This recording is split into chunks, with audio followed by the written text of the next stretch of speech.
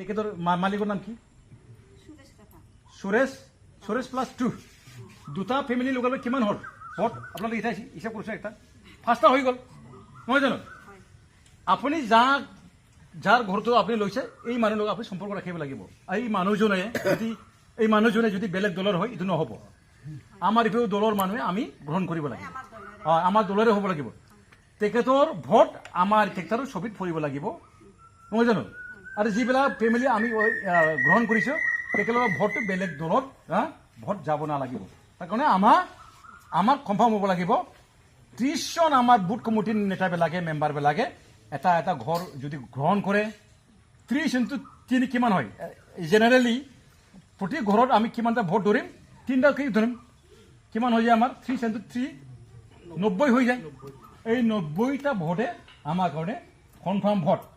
এই ভোট 90টা ভোটে আৰু নাঙলত নাযায়, পদমফুলত নাযায়, টৰ্চ লাইটত নাযায়, হাতত নাযায়। এই 90টা ভোট আমাৰ কাৰণে কনফাৰ্ম। ফেজ 1 আমি কাম কৰিলোঁ নহয় জানো? ইয়াতো বোধহয় কমপ্লিট হৈ গ'ল ফেজ 1। এতিয়া আমি কি কাম কৰিম? এতিয়া ফেজ 2। এতিয়া সুমিলা বাইদেউ দুটা ঘৰ এটাচমেণ্ট কৰিব লাগিব। চম্পা চামেলি ধৰি লওক আপোনাৰ নামটো সুমিলা আৰু চম্পা চামেলি ঘৰ এটাচমেণ্ট কৰিব লাগিব।